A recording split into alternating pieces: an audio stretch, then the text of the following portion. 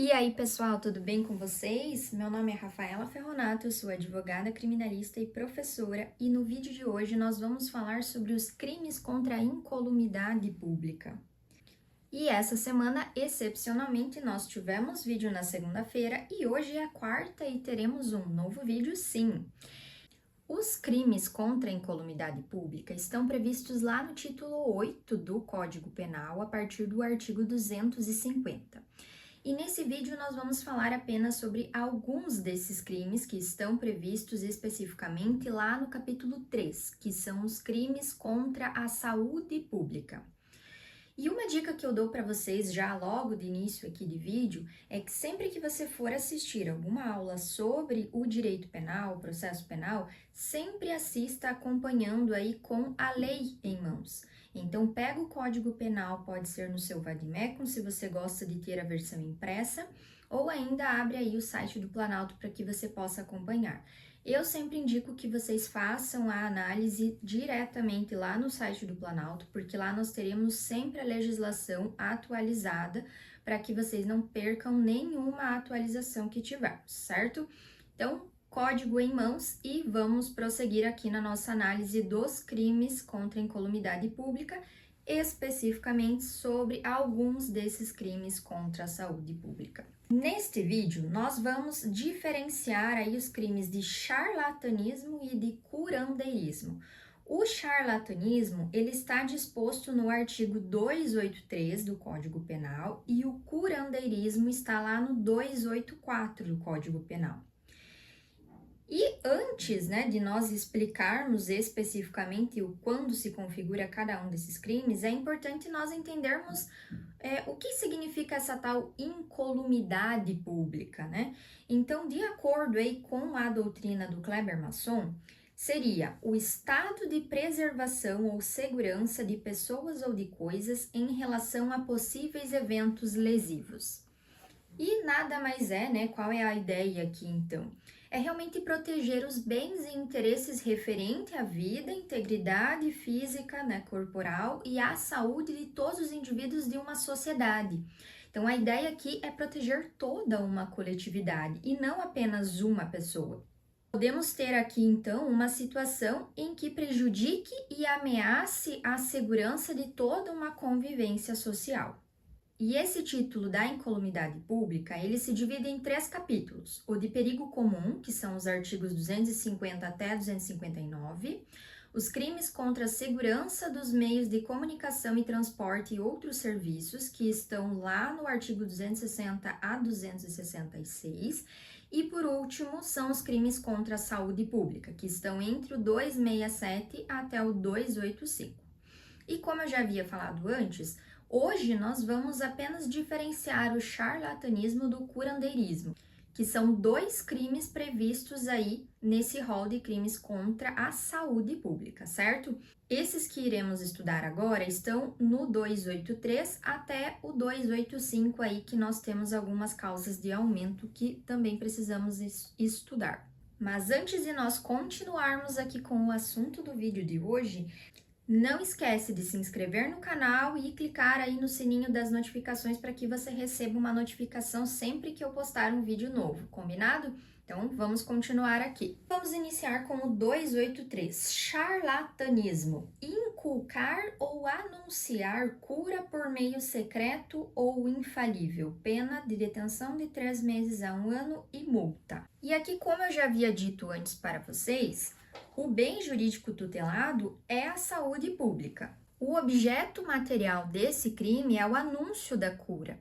Então, é um anúncio que deve ser secreto ou infalível. A cura secreta é o tratamento de uma doença de uma maneira oculta mediante a utilização de procedimentos que sejam aí ignorados pelas ciências médicas. E a cura infalível seria um tratamento plenamente eficaz, apto a restabelecer inevitavelmente a saúde do paciente. Este crime, ele é considerado um tipo misto alternativo, porque nós temos 2 verbos aí no 283, que é o inculcar e o anunciar. E o que significa esse inculcar?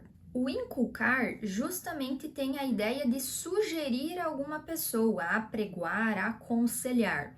enquanto anunciar é realmente noticiar, divulgar, seja por qualquer meio, né? Hoje nós temos as redes sociais, mas antigamente poderiam ser panfletos, cartazes pela rádio, televisão. E a palavra charlatanismo, pelo que se estuda, seria advinda lá do italiano, que seria o tal do charlare. Então, nós teríamos aqui a expressão de falar muito, alguém que tagarela demais. Então, por isso que nós teríamos trazido aí o nome desse tipo de crime aí como charlatanismo, alguém que está tagarelando aí sobre a cura secreta e infalível de algum tipo aqui de doença. E a ilicitude desse comportamento está relacionado justamente a essa ideia de prometer uma cura. Porque nós sabemos que a medicina tradicional, ela não pode prometer uma cura para uma pessoa, né? Então, nós temos tratamentos. A atividade de médico, né, a atividade aí da medicina, ela é considerada como uma atividade meio e não uma atividade fim.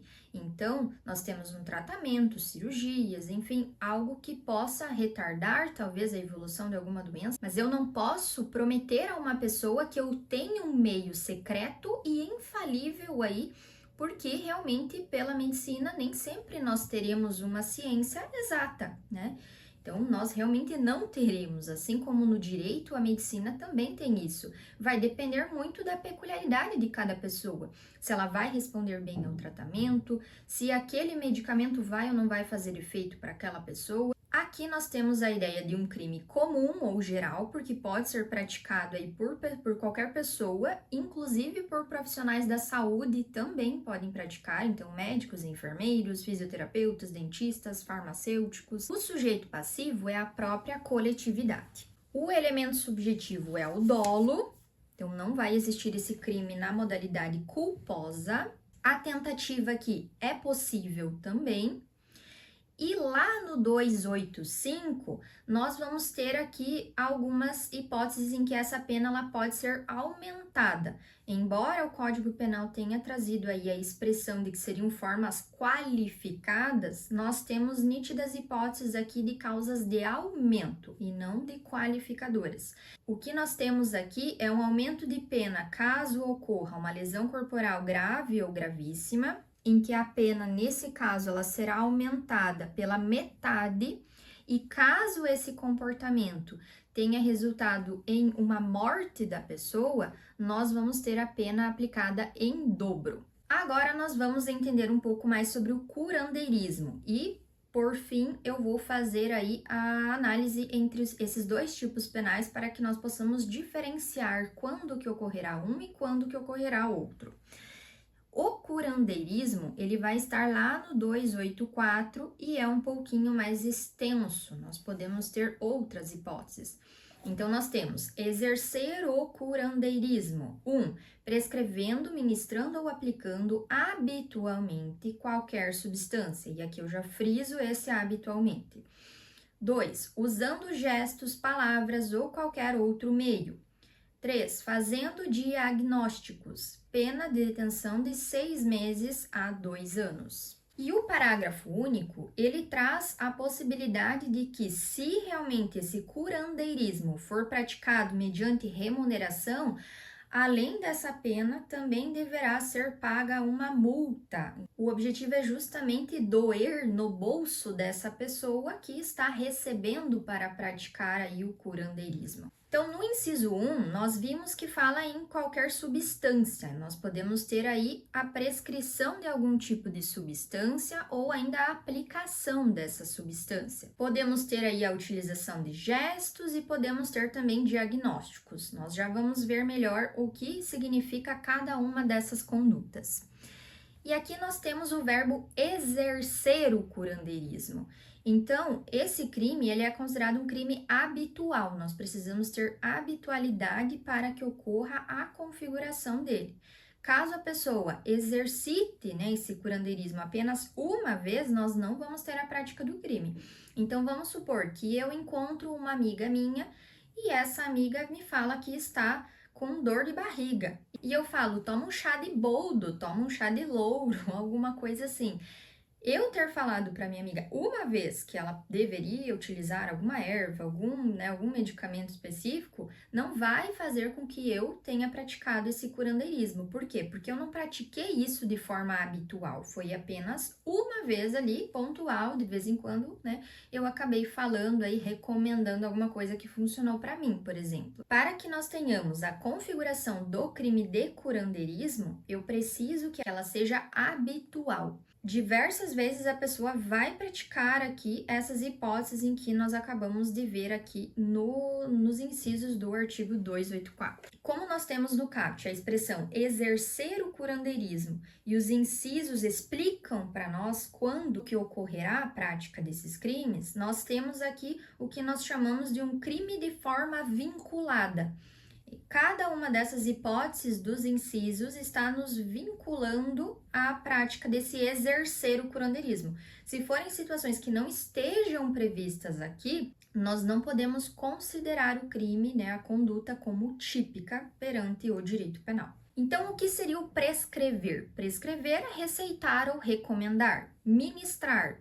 Ministrar é entregar para a pessoa consumir aquela substância, por exemplo, e aplicar é realmente no sentido de empregar ou utilizar na pessoa. E aqui vejam que o código fala em qualquer substância, ele não especifica. Então, nós podemos ter uma substância de origem animal, origem vegetal, podemos ter mineral também, então podemos ter pomadas, líquidos, tripas de animais, penas de aves. E pouco importa aqui se isso é ofensivo ou não para a saúde das pessoas. Pode ser um chá. De repente, pode vir a ser considerado aí como uma hipótese de curandeirismo, sim. O inciso 2 fala em gestos, palavras ou qualquer meio. Os gestos consistem realmente em movimentos corporais, que podem ser atitudes, posturas, passes, enquanto as palavras realmente são meios utilizados para facilitar aí a nossa comunicação, que pode ser por meio de rezas, benzeduras, encomendações e esconjuros também. E vejam que o código traz ou qualquer outro meio também. Aqui nós podemos ter outras situações, como por exemplo a própria telepatia. O código se preocupou em trazer aí essas expressões justamente por conta das superstições que nós temos. Então, quando até eu estava preparando essa aula para vocês, eu me deparei aqui com alguns exemplos que a doutrina traz e me permitam que eu fale para vocês. Então, nós temos algumas práticas técnicas corriqueiras aí de curandeiros. Para facilitar o parto, deve a mulher calçar os sapatos do marido e pôr seu chapéu. Outro, picada de cobra é curada com água benta pelo curandeiro com um ramo de alecrim. Então vejam que aqui nós temos realmente uma superstição por trás disso. Quer dizer que se a pessoa não fizer aquilo, ela não vai ser curada, por exemplo, ela não vai, né, alcançar algum fim, ela não vai resolver aquela situação, ou por exemplo ali o da mulher que está parindo, né? Se ela não fizer aquilo, talvez o parto não será bem sucedido. Então nós temos aqui envolvendo também algumas crenças. Por último, nós temos aqui os diagnósticos, né? Então, quem que pode fazer diagnóstico? Realmente são os profissionais da medicina, né, que têm a habilitação para fazer isso. Qualquer outra pessoa que faça um diagnóstico, ela não pode, né? Então, ela não está habilitada para isso. E aqui, muitas vezes, nós temos um problema, porque se uma pessoa que não é profissional da área médica, ela acaba fazendo um diagnóstico que uma pessoa, só porque ela tem dor de cabeça, ela tem um câncer no crânio, isso pode retardar a busca por medicamentos, por tratamentos, pela busca realmente de um profissional habilitado para ajudar aquela pessoa naquela circunstância em que ela está vivendo. Caso realmente seja algum tipo de câncer, né? Porque pode ser alguma coisa bem mais simples. E aí o diagnóstico falso, né, errado, pode com certeza prejudicar e muito a vida daquela pessoa. Aqui nós estamos falando em saúde pública como um todo, em toda a coletividade. Porque se aquela pessoa continuar dando diagnósticos falsos, nós podemos ter a configuração aqui de uma prática criminosa. O sujeito ativo aqui pode ser qualquer pessoa, menos aquelas que realmente tenham conhecimento médico. Porque a pessoa que tem o conhecimento médico, ela pode prescrever, ministrar, usar gestos, né, fazendo algum tipo de exame físico, ela pode fazer um diagnóstico. Então, aqui só vai poder ocorrer essa prática criminosa por pessoas que realmente não tenham conhecimento da área médica. Esse crime, ele se consuma independentemente aí de nós termos a ocorrência de um dano ou algum tipo de prejuízo a alguém. O simples fato da pessoa estar exercendo aquele curandeirismo, né, por meio dessas condutas que nós falamos, já teremos aí a configuração do crime. A tentativa, pela maioria da doutrina, não seria admitida, mas nós temos alguns doutrinadores que entendem que seria cabível aí em algumas hipóteses. Quando nós falamos em curandeirismo, você pode estar pensando nas práticas religiosas. Nós sabemos que o próprio espiritismo se utiliza de passes, nós sabemos que a própria Igreja Católica tem bênçãos, né? A gente tem aí as benzeduras, as rezas, e isso, embora nós saibamos que o Brasil seja um estado laico, nós precisamos também respeitar as religiões. Então, se um padre faz uma reza, aplica uma bênção em alguma pessoa, isso não vai ser considerado crime. E da mesma forma lá do espiritismo também, ou qualquer outra religião envolvida. Aqui nós precisamos analisar quem está praticando aquela situação, né? E até mesmo a fé das pessoas. Porque se a pessoa realmente acredita que aquilo é válido, que aquilo está dando certo, então o direito penal não deve se preocupar com isso, a não ser que exceda os limites legais aí, como nós estávamos vendo. A situação aqui é realmente colocar as pessoas em perigo de acordo com aquilo. E nós temos várias discussões, inclusive, sobre extrapolar essas crenças religiosas e de profissionais que se valem da religião para praticar aí algum tipo de curandeirismo, se valendo dessa situação realmente religiosa. E o que nós temos de entendimento hoje é que se a pessoa acredita que aquilo é válido, que aquilo é eficaz e para ela faz sentido, nós não podemos ter a criminalização disso. Então, sempre precisamos analisar o caso para saber se aquilo realmente está oferecendo algum perigo para a saúde pública, para toda a coletividade. E antes de eu fazer o fechamento aqui do nosso vídeo, não esquece de se inscrever no canal, já deixa aqui o seu like, porque até agora eu trouxe bastante coisa importantíssima aqui para você estudar. Envia aí para o seu amigo que está estudando também e não esquece de deixar um comentário aqui embaixo também. Vamos entender então a diferenciação entre os principais crimes que nós temos aqui, que nós falamos no vídeo de hoje. O charlatanismo, previsto aí no 283, ele é considerado um crime comum e pode ser praticado por qualquer pessoa, inclusive por um médico também. E a ideia aqui é justamente que esse charlatão seja um próprio estelionatário da medicina. Ele anuncia a cura para uma determinada enfermidade por meio secreto ou infalível, ciente de que o seu procedimento não é válido para aquilo. No curandeirismo, também pode ser praticado por qualquer pessoa. Essa pessoa vai estar praticando habitualmente aí algum tipo de cura por meio de métodos vulgares, sem qualquer base técnica científica. E ao contrário do charlatão, o curandeiro acredita ser capaz de curar o seu paciente mediante a utilização de fórmulas mágicas ou sobrenaturais. Então, a gente precisa fazer essa distinção. O charlatanismo está mais relacionado realmente a uma ideia de eu vou curar o teu problema em 7 dias, se você tomar isso, se você fizer aquilo, se você fizer aquele outro.